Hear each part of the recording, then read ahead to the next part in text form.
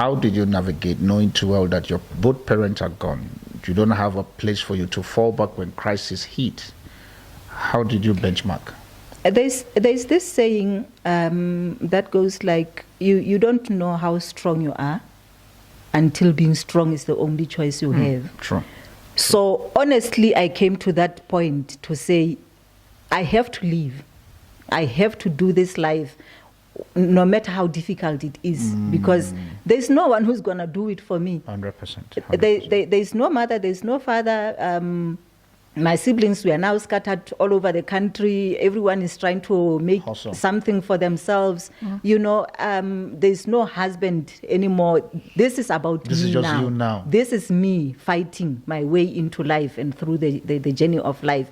So I think the shift came when I realized that I could not save my mother. I could not save my mother when she passed on, because when she passed on, it was after I spent a little time with her.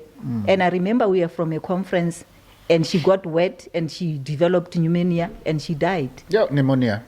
Yes. So I was at a point where I was like, I could not save my mom even if I wanted to. True.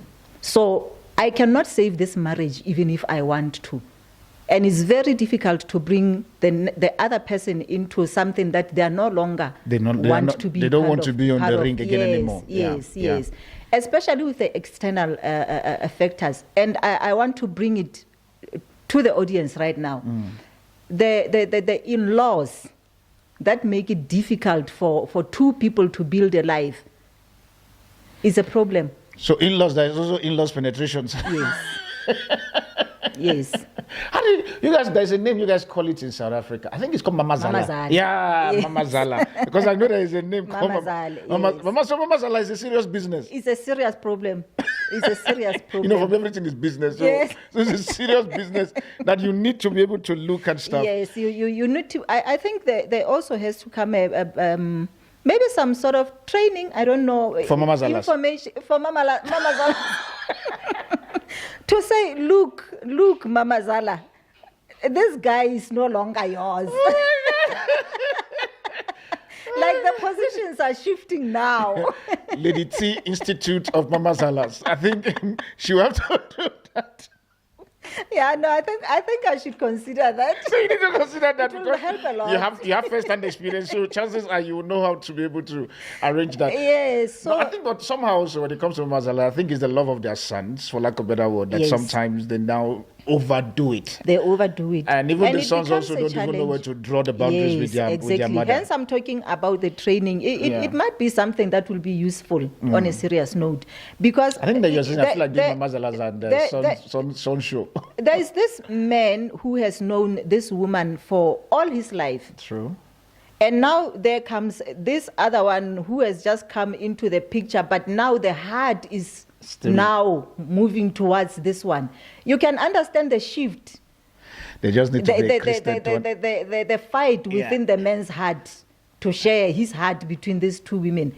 It's already a problem. How do you do that as a man? I think for me, it's a foundational stuff where, for instance, if you grew up within a Christian context, and now this is me bringing it now as a Christian, not as a pastor, you will get to understand that get to a point where you have to leave your father and your mother and to cleave to your wife, because you have been trained all the time. For instance, I grew up understanding that get to a particular point where I would get married, my mother would become the second, my wife would become the first, and lives move on.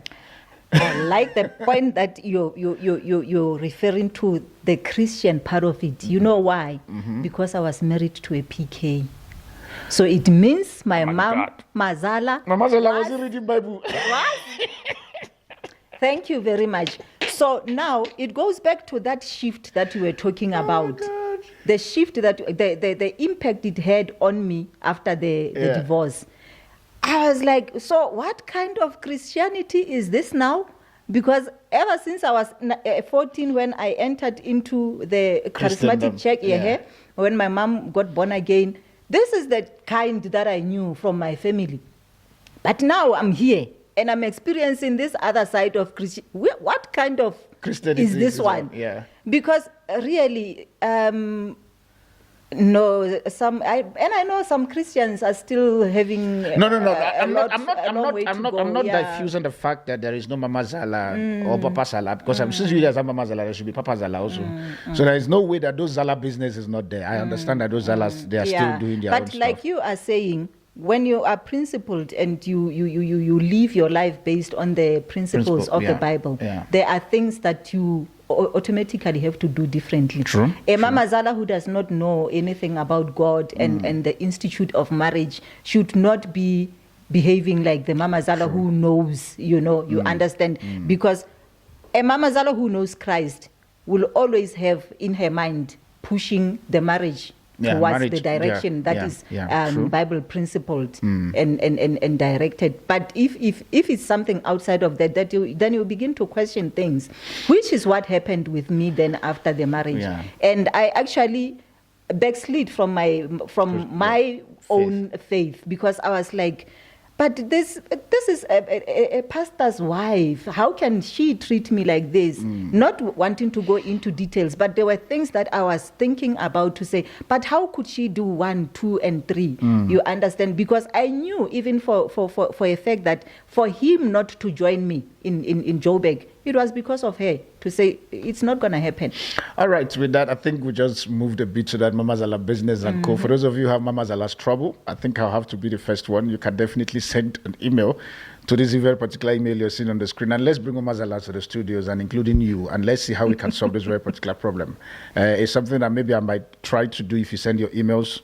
You maybe currently now you're struggling with your in-laws trying to fight you, and whether it's from the male side or from the female side, and you feel like you need a platform for you to talk and stuff, please, I want to encourage you, use the email and let's talk. I'll try to make sure that I'm available for us to see a way of how to solve this Zala business.